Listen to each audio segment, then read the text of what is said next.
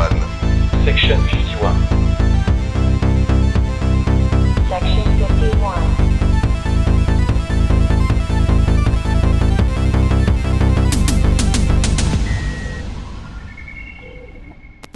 Hi everyone, what's up? I am GH, aka DoseGeek, back here with section 51. I had really funny thoughts this week and I thought it could be interesting to share with you some of the questions that are suggested by this bizarre idea. And what is this question? Obviously it fits with Christmas time. So, could Santa Claus be an alien? I know that you're gonna laugh at me. What a silly question after all. Okay, maybe it's a silly question. Or maybe it's an issue worth exploring. After all, we are right in the middle of the Christmas season, aren't we? So why asking if Santa Claus could come from space? But I will say why not? Santa Claus, variably also known as Saint Nicholas, Father Christmas, Kris Kringle, and a number of other aliases. You all know the story of this mythical, jolly old man who lives in the North Pole region and delivers gifts to well-behaved children annually on the night of Christmas Eve, every year on December the 24th. It's commonly believed that he spends the rest of the year monitoring children from distance, compiling the lists of those who are naughty and those who are nice. And personally, I think that I've been very nice all this year. I can confirm you that. I swear. So could Santa come from space and not from North Pole? How could it be possible? Okay, I'm sure you know these days the North Pole is liquefied a lot more often than it used to be, boosting young people's skepticism about the true location of Santa's workshop. But a scientist, Dr. David Brown, from the University of Warwick Center for Exoplanets and Habitability, pointed out that snowy moons like Enceladus around Saturn could provide the ideal winter wonderlands for particularly arty souls, maybe even Santa Claus and 8 tiny reindeer. In fact, Saturn, or the ring planet if you prefer, has a collection of over 60 satellites and big fancy moons like Titan and Dione. Living in a never-ending landscape of snow and ice all year might not seem particularly inviting even for Santa. But, according to Dr. Brown, these moons represent some of the best chances for life beyond Earth in the solar system and are environments that we are very interested in exploring. Hey, did you ever hear about the odd sighting of a snowman near the North Pole of Enceladus? If not, here is an amazing picture showing the strange shape of a snowman made of craters and a series of fractures. Enceladus, the moon, is almost as dramatic as its namesake, one of the giants from Greek mythology. Yes, in October 2015, thanks to NASA's Cassini spacecraft, researchers discovered amazing pictures of fractures wrinkled into the satellite's icy surface in the region of the North Pole. And Cassini also revealed a series of 3 craters in a formation that makes them look like a snowman carved onto the moon. Funny, no? Researchers believe Enceladus has a subsurface ocean which may be responsible for plumes of spray radiating from the South Pole. The Cassini's mission is to provide details on the chemical makeup of the ocean. So, let's come back to our main question. Snowy worlds such as Enceladus and Europa may be billions of miles away, but given the fact that there are now almost 2 billion children on Earth that Claus and his reindeer are rumored to attempt to visit in a single night, traveling such distances doesn't seem unreasonable for such a craft after all. There is also the question of how Santa and his reindeer survive traveling so fast through the airless, radiation-filled vacuum of space. Ooh, yeah, a good radiation! But we have never thought too hard about Santa's logistical challenges, so why start now? If Santa has set up shop elsewhere, we may spot his extraterrestrial workshop and perhaps a few alien elves or other, probably much smaller, life forms in the next decade. More seriously, in December 2017, NASA announced the feasibility of sending a robotic lander to Enceladus. Why? Because this is the closest planet yet that could support life beyond our solar system. And it suddenly seems like life could be found almost anywhere in the universe. Researchers have discovered that Saturn's moon's long-heated ocean may have cooked up life. And the notion of an off-planet Santa suddenly raises other interesting questions, like, do other solar systems have their own Santas? Where are their workshops? After all, are you there, Santa Claus? Is it you?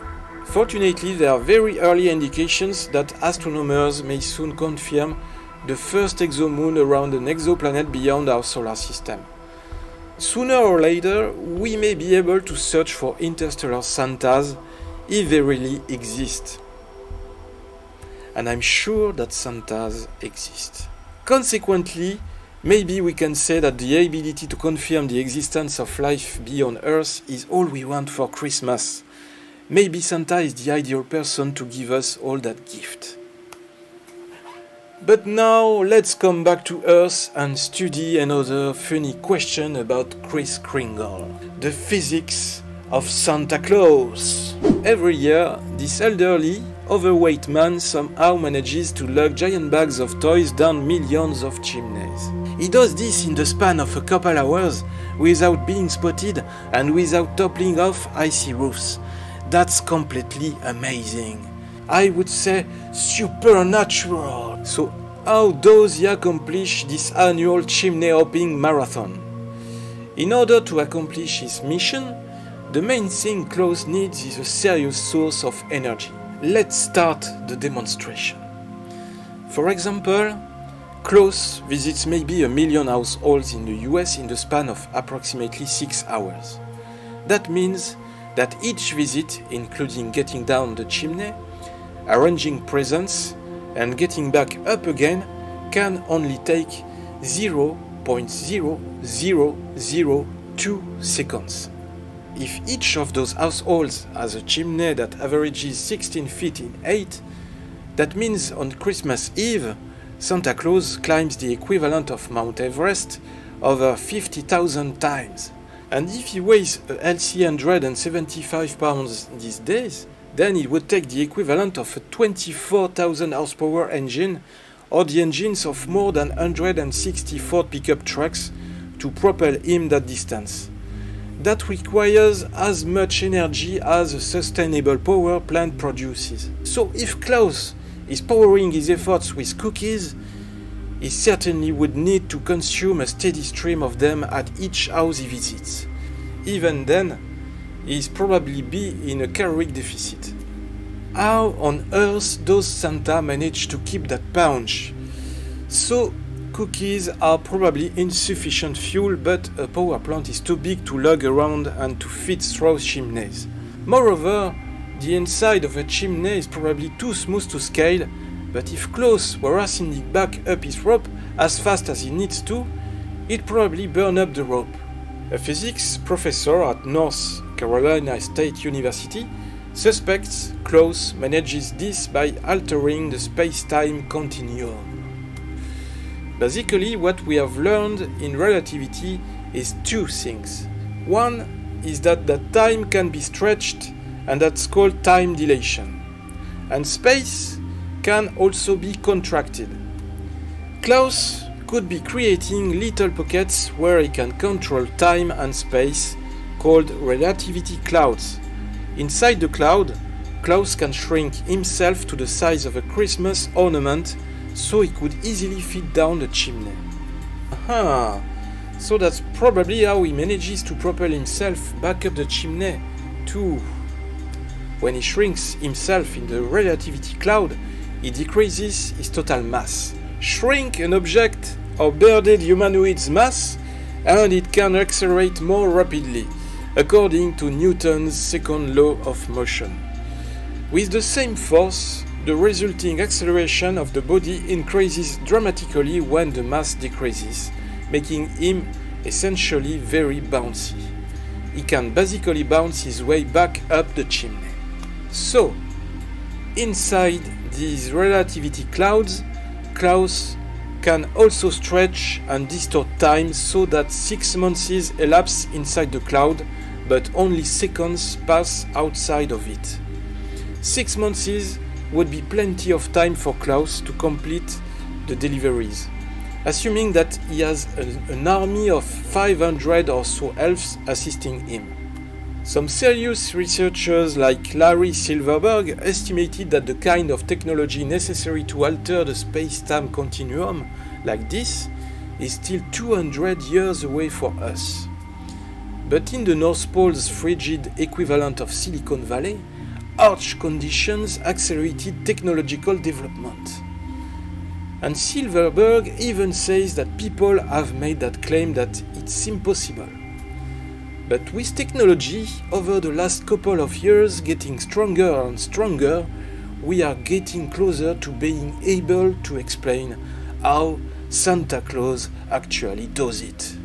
Thanks to Section 51 and DOSGeek, you will discover today how Santa Claus does it. And I invite Santa Claus himself to answer to all these questions in the comments.